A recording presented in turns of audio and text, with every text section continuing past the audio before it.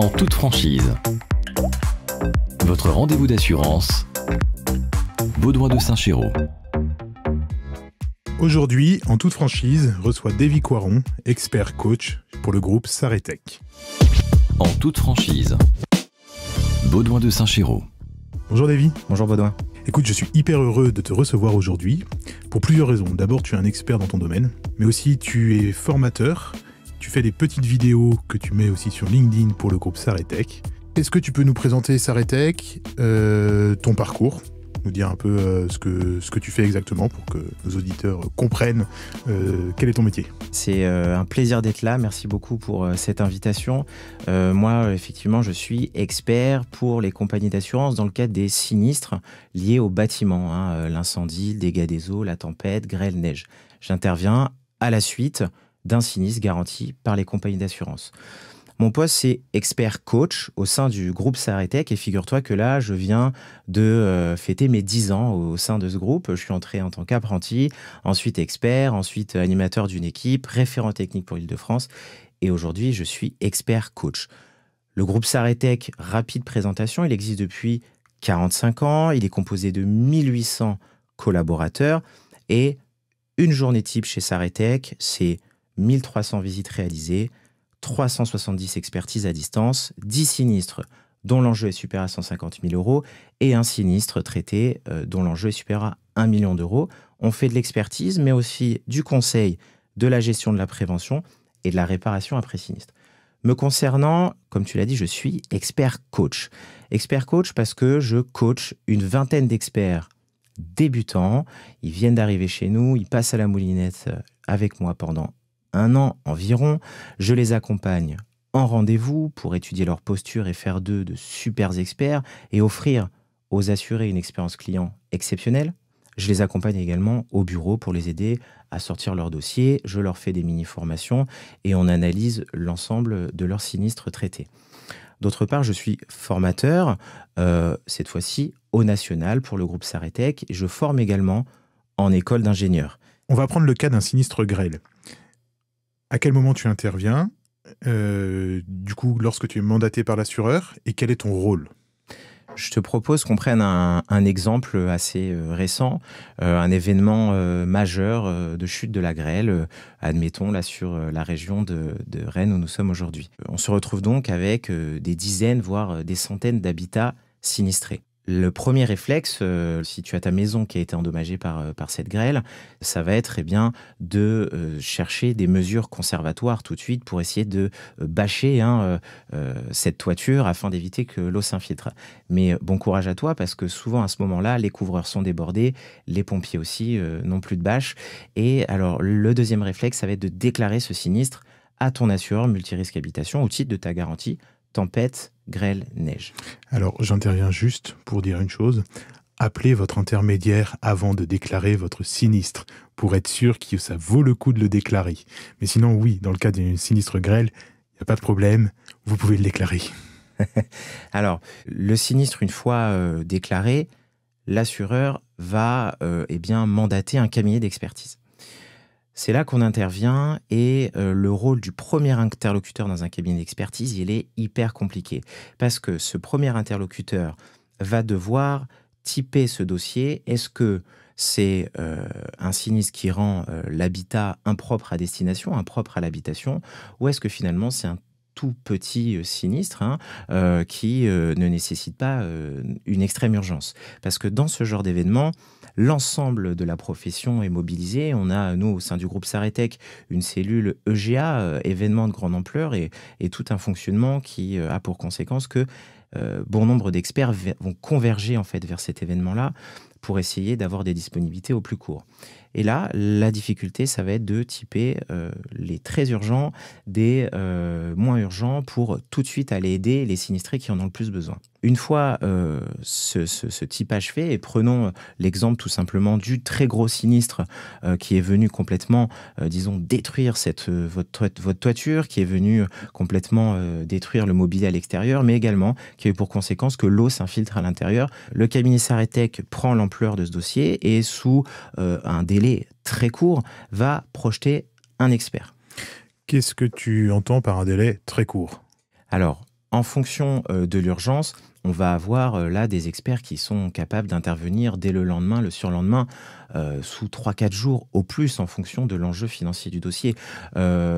Hors événement de grande ampleur, un incendie, on reçoit l'appel le matin, l'expert l'après-midi, il est sur place pour immédiatement prendre les mesures qui s'imposent.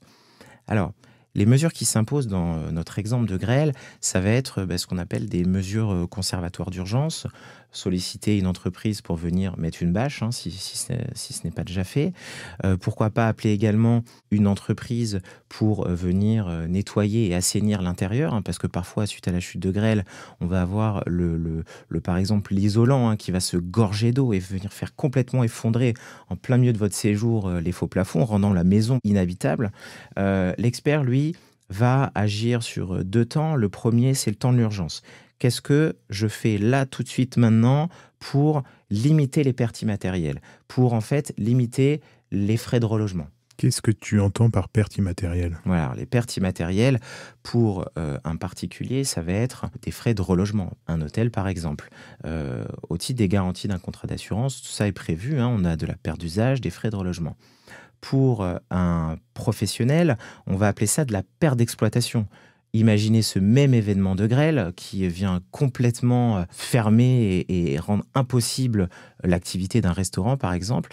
La perte d'exploitation qui en découle est conséquente. Donc, l'objectif numéro 1 de l'expert, ça va être de limiter ces frais-là. Une fois que ça c'est fait, que les mesures d'urgence sont prises, ça peut être également demander à la compagnie d'assurance de verser un acompte sur l'indemnité pour permettre à l'assuré de subvenir aux premiers besoins, se racheter des choses, lui permettant de poursuivre sa vie normalement. Une fois que ces mesures d'urgence sont prises, va commencer la constitution de la réclamation. Alors la réclamation de l'assuré, elle va se porter sur plusieurs volets. Il va y avoir d'une part sa réclamation sur les dommages au bâtiment. Donc là, on a sa toiture à reconstruire. On a l'eau qui a coulé à l'intérieur, donc il y a très probablement des faux plafonds à refaire, de l'isolant, de la peinture. Le mobilier a également pu être endommagé en fait à la suite de ce sinistre. Et puis, et ça c'est assez visuel, c'est assez impressionnant, lors de la chute de grêle, vous avez le mobilier extérieur qui se trouve complètement troué et impacté comme un gruyère en fait. Ça c'est assez impressionnant. L'assuré, donc, va formuler sa réclamation auprès de son expert, enfin l'expert de son assurance, qui représente en fait son assureur. Le boulot de l'expert, par la suite, va être d'étudier cette réclamation, d'évaluer le préjudice. Il y a la toiture à reconstruire. Alors, si on a un devis, on s'appuie sur le devis. Si on n'en a pas, évidemment que notre boulot, c'est de chiffrer les dommages. Ça, on sait faire, c'est complètement dans nos compétences. On le fait au quotidien. On évalue le préjudice. À cette étape-là de votre sinistre, il n'y a pas encore l'assureur et la couche de l'assurance qui est passée par là. Pourquoi je parle de ça? Parce que les dommages que vous avez subis et qui formulent votre réclamation, c'est pas forcément précisément ce que va vous indemniser votre assureur. Parce que on intervient au travers d'un contrat d'assurance et là, on vient activer les garanties d'un contrat d'assurance. Reprenons cet exemple de grêle. A priori, votre toiture est complètement détruite et il faut complètement refaire cette toiture. Les assureurs ne sont pas là pour payer la rénovation des maisons. Et effectivement, lors d'un événement de grêle, on avait parfois une toiture qui était ancienne, qui était vétuste, et après l'événement de grêle, on se retrouve avec une toiture parfaitement neuve, et aussi une plus-value immobilière en fait. Le contrat d'assurance, lui, il agit différemment. L'objectif, l'assurance n'ayant pas le droit d'être une source d'enrichissement, le contrat d'assurance va indemniser les conséquences du sinistre et on y applique ce gros mot qu'on appelle la vétusté. Alors, la vétusté, comment ça fonctionne? On va partir de la durée de vie de ce bien endommagé.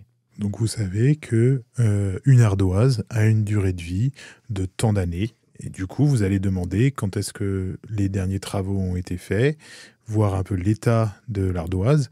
Est-ce qu'on a le même fonctionnement que par exemple pour une voiture? On sait que pour une voiture, certains propriétaires vont vraiment bien entretenir leur voiture et du coup elle va être quand même en bien meilleur état que d'autres qui vont faire n'importe quoi avec et qui vont avoir une voiture en très mauvais état. Est-ce que vous avez cette même logique-là lorsque vous faites une expertise pour un bâtiment? C'est l'idée en fait. Effectivement, on va axer sur deux facteurs. On a pour ça la compagnie des experts en assurance qui a travaillé sur un barème et un bordereau autour un barème de vétusté en fait sur les toitures.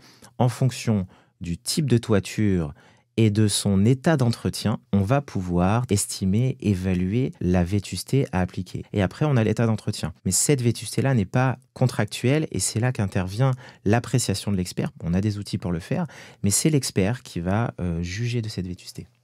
Est-ce que si je suis un champion de l'entretien, que j'ai une vétusté, mettons que mes ardoises, elles ont une durée de vie de 30 ans, ça fait 40 ans que je n'ai pas refait la toiture parce que je l'entretiens super bien et que tous les ans, j'ai quelqu'un qui vient remettre des ardoises, est-ce que j'aurai quand même un accompagnement de mon assurance?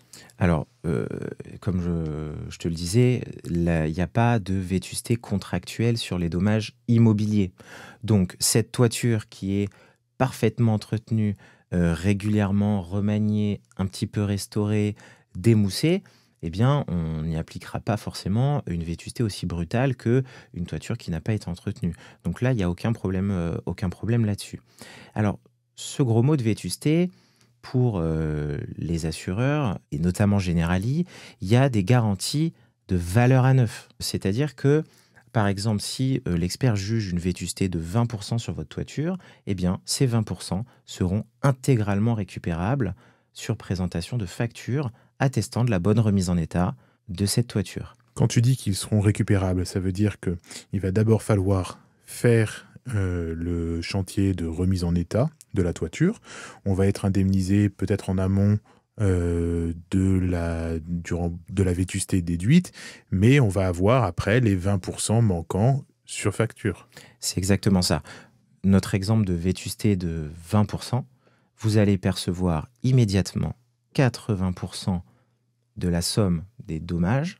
Vous réalisez les travaux, le code des assurances et votre contrat vous donnent 2 ans pour réaliser ces travaux. À réception de la facture, votre assureur vous indemnisera des 20% manquants. C'est ça qu'on appelle la vétusté récupérable. La vétusté peut être également non récupérable. Si on excède la garantie valeur à neuf, très souvent pour les assureurs, c'est 25%. Si on excède ces 25%, eh bien, votre assureur vous indemnisera valeur vétusté déduite, puis les 25% sur présentation de facture, et puis le différé entre la vétusté appliquée et ces 25% restera à votre charge. Admettons, on se dit que ça, c'est ce qu'on apporte de notre poche pour que la toiture soit rénovée. Les assureurs accompagnent dans les contrats d'assurance les assurés lésés. L'objectif de l'assureur, c'est qu'à la fin, votre préjudice soit correctement réparé. Donc cette vétusté, elle est souvent récupérable. Parfois, il en reste un petit peu à la charge de l'assuré qui a été lésé par ce sinistre.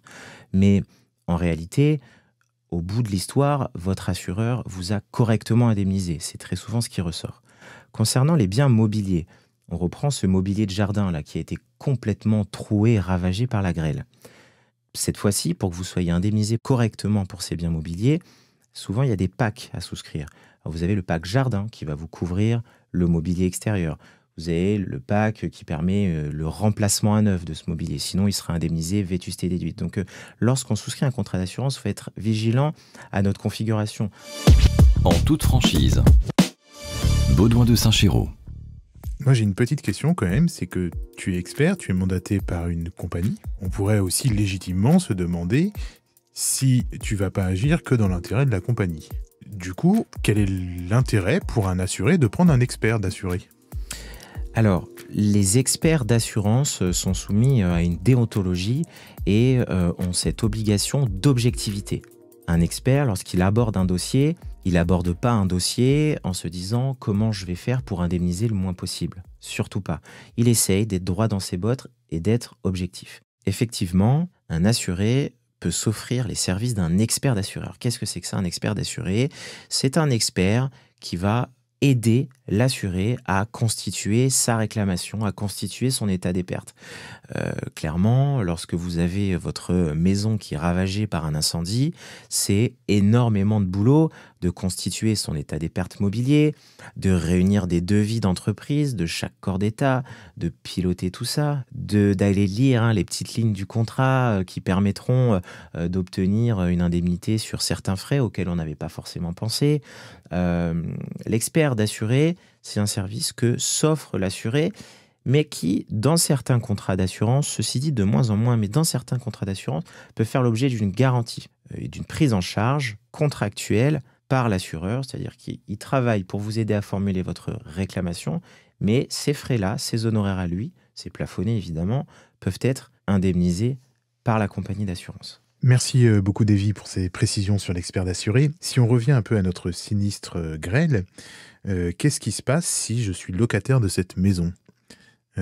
Qui va être indemnisé? Parce que le mobilier m'appartient, moi, en tant que locataire, mais je suis pas sûr que la toiture m'appartienne. Enfin, je suis même sûr qu'elle ne m'appartient pas. Alors, dans le cas d'une grêle avec un locataire de maison, là, il va y avoir un raisonnement par propriété des biens endommagés. Le propriétaire devra déclarer ce sinistre à son assureur. Le locataire devra également déclarer ce sinistre à son assureur, qui va mandater un expert pour l'indemniser pour ses biens. Le propriétaire devra faire de même, qui va devoir l'indemniser pour ses biens immobiliers. À ne pas confondre avec une simple infiltration d'eau au travers de la toiture, qui, hors garantie tempête grêle-neige, va être instruite au titre de la garantie dégâts des eaux. Et cette fois-ci, on a des conventions qui arrivent par-dessus ça. Qu'est-ce que c'est, ces conventions ? Bien, le droit français, comme tu le sais, est très compliqué. Le droit des assurances aussi. Et en fait, on se retrouve avec des complexités, des cumuls d'assurances dans tous les sens. Les conventions passées entre les assureurs vont permettre de simplifier la gestion des sinistres afin que l'assuré puisse bénéficier d'une expérience client simple, fluide et efficace en essayant d'avoir le moins d'interlocuteurs possible. Est-ce que tu peux nous parler du coup de la convention IRSI ? Alors, la convention IRSI, comme tu le disais en introduction, j'ai fait une courte vidéo de 3 minutes pour résumer cette convention.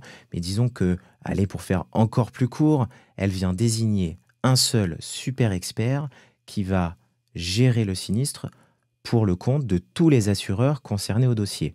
Ce super expert, il va dire à l'assureur du locataire, toi tu indemnises le locataire de temps, à l'assureur du propriétaire, tu indemnises le propriétaire de temps, et vous deux, vous allez vous retourner contre l'assureur du responsable. Aujourd'hui, quelle est pour toi la qualité principale que doit avoir l'expert ? Alors, tu sais, Baudouin, au début, quand moi j'ai commencé, lorsqu'on procédait à des entretiens de recrutement, on demandait aux candidats d'avoir 3 qualités principales. Ses connaissances bâtiment, ses connaissances en assurance et ses qualités relationnelles. Et on se disait que si il avait au moins 2 de ces qualités, il était potentiellement recrutable et que la 3e, on lui apprendrait. Aujourd'hui, c'est en train de changer et la qualité principale qu'on recherche chez un expert sont ses qualités relationnelles. Moi, aujourd'hui, en tant qu'expert coach, je mets une énergie de dingue pour que les experts de mon équipe puissent proposer à leurs assurés une expérience client exceptionnelle et laisser derrière lui les problématiques de bâtiment et d'assurance qui finalement, on ne doit pas embêter l'assuré avec ça. Donc aujourd'hui, vraiment, les qualités, c'est des qualités humaines qu'on recherche chez un expert. Je te donne l'exemple d'un incendie. C'est ultra traumatisant, un incendie. Si l'expert débarque sur ce sinistre incendie et qu'il n'a pas ces qualités humaines d'empathie, de compréhension et d'écoute, mais qu'il est très très bon en assurance et très très bon en incendie, c'est pas forcément ce qu'on recherche aujourd'hui. Alors je suis désolé Davy, mais là moi j'ai, en tant qu'assureur, un petit coup de gueule. C'est que souvent j'ai la pression de mes assurés sur les délais de gestion des sinistres. Je tente de leur expliquer qu'on ne peut pas pondre un rapport d'expertise comme ça. Est-ce que c'est une vérité ou est-ce que tu me contredis ? En fait, le rapport d'expertise, c'est juste la finalité. C'est pas ça qui prend du temps. Ce qui prend du temps, c'est toute une gestion, la construction d'un état des pertes, la construction d'un chiffrage. On reprend cet exemple de grêle. L'expert, il va se déplacer plutôt très rapidement sur les lieux du sinistre. Ensuite, il va falloir chiffrer et évaluer ce préjudice. Soit l'expert est en mesure de le faire, soit c'est à l'assuré de bosser un petit peu en faisant faire des devis, etc. Bon, une fois que l'état des pertes et les garanties sont appliquées, rédiger un rapport d'expertise, ça se fait en une journée, en 2 jours, 3 jours, en moins d'une semaine. Après la réunion de clôture, l'assureur a entre les mains ce rapport d'expertise. Mais dans notre exemple de grêle, c'est pas ça qui va prendre du temps. C'est que l'ensemble de la profession des artisans sera complètement débordé et ta toiture, malheureusement, il va falloir attendre parce que ça va être surtout les délais de chantier qui vont s'imposer. Un rapport d'expertise qui ne serait pas déposé rapidement, c'est qu'on a une problématique autre, une problématique, une complexité, une fuite par exemple qui ne s'arrête pas et l'expert va essayer d'aider l'assuré en écrivant à l'ensemble des intervenants pour leur demander de faire nécessaire pour rechercher et réparer la cause des infiltrations. Mais rédiger un rapport d'expertise, aujourd'hui grâce à nos outils, le groupe Saretec, on finalise les rapports pendant le rendez-vous. On rédige en fait le rapport d'expertise avec l'assuré, on chiffre avec lui, on lui fait signer la lettre d'accord et on appuie sur la finalisation. Ça envoie une instruction au service administratif qui, dans la journée, le met en forme et l'envoie. Donc le délai de dépôt du rapport, maintenant, c'est plus un sujet. Le sujet, c'est pourquoi il y a des blocages pour la finalisation du dossier de manière générale. Donc c'est ce qui va expliquer aussi que dans le cas d'un restaurant, on va parler de la perte d'exploitation. Aujourd'hui, les pertes d'exploitation, elles sont au minimum de 12 mois sur les garanties des contrats. Personnellement, j'aime pas assurer un restaurant avec une perte d'exploitation inférieure à 18 mois. Oui, je comprends. Alors, je repense à un incendie d'un resto là, que j'ai fait en région parisienne. Je suis intervenu le lendemain, les gravats partout, le patron qui était complètement perdu. Même en allant très vite, il y a des délais incompressibles. On va d'abord lancer une décontamination, on va ensuite étudier des devis, chiffrer, produire un rapport. L'assureur aussi a son petit délai d'indemnisation. Même en allant très vite sur les dossiers, eh bien, parfois, on a des problématiques incompressibles, et notamment en ce moment, sur la fourniture des matériaux, par exemple. C'est des délais à n'en plus finir. Est-ce que ça peut avoir un impact sur ton chiffrage? Parce que tu as chiffré un sinistre sur la valeur des matériaux aujourd'hui. Lorsque le client va reconstruire sa maison, les matériaux auront peut-être évolué. Il aura peut-être une facture différente de son devis initial. Le sujet, c'est d'être le plus juste possible lorsqu'on chiffre. Effectivement, si entre le moment où il y a eu le chiffrage arrêté et la bonne réalisation des travaux, il y a eu des augmentations mécaniques des prix de fourniture, par exemple du parquet, des menuiseries. En ce moment, c'est vraiment la filière bois qui a complètement explosé en termes de prix. Bien, ça peut arriver. Et là, l'expert n'est pas borné à ça. On peut reprendre l'instruction d'un dossier. Le délai biennal de prescription. Donc pendant 2 ans, un sinistre peut être réouvert pour aggravation, mais également moyennant de bonnes justifications, parce que là, la situation mondiale actuelle a bon dos aussi pour plein de sujets. L'expert doit être vigilant à ça, mais on n'est pas borné là-dessus. Il n'y a aucun problème à venir faire évoluer notre chiffrage en fonction de la situation. Merci beaucoup, Davy, pour toutes ces précisions. Je te remercie d'être venu de Paris pour nous rencontrer. Tout le plaisir est pour moi, Baudouin. À travers cette interview de Davy Coiron, vous avez pu voir quel était le rôle d'un expert dans le cadre de la gestion d'un sinistre.